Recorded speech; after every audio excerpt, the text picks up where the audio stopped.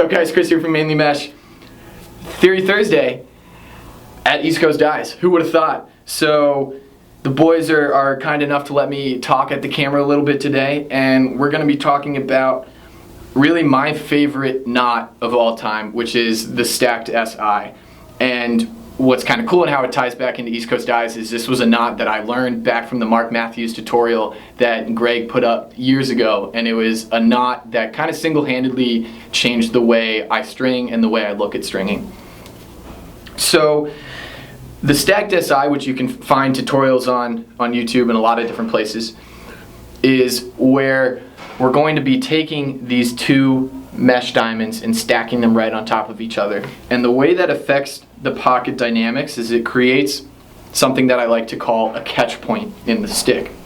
So as we run our hands through the mesh with a stacked SI, we're going to notice that there is a place where the mesh is going to catch the ball a little bit at about a 45-degree angle from the base of this stack.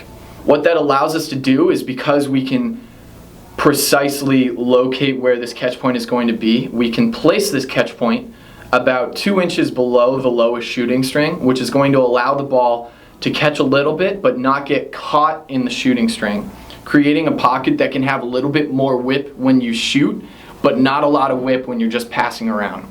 It's something where the channel isn't going to let the ball get caught up in the lower shooting string and have a lot of hook, but it's something that has a really cool effect of being able to pass with a really low whip stick without having it throw into the ground when you're cranking, but still have a little bit more oomph on your shots.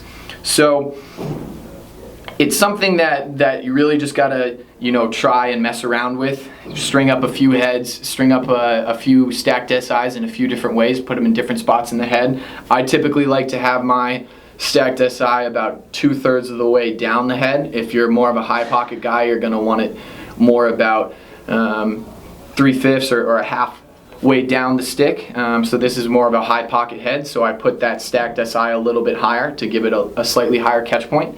But it's a really cool knot. It's a really cool theory in general. So make sure you guys try it out. Check out the tutorials that I'm sure East Coast Dies has on the stacked SI, and comment down below what you guys think of it and any thoughts you have. And keep stringing. String it forward. Grow the game. Live life. Simply play simply. Any other hashtags you can think of. Thanks so much. Thank you, East Coast Dies. Catch you guys next time.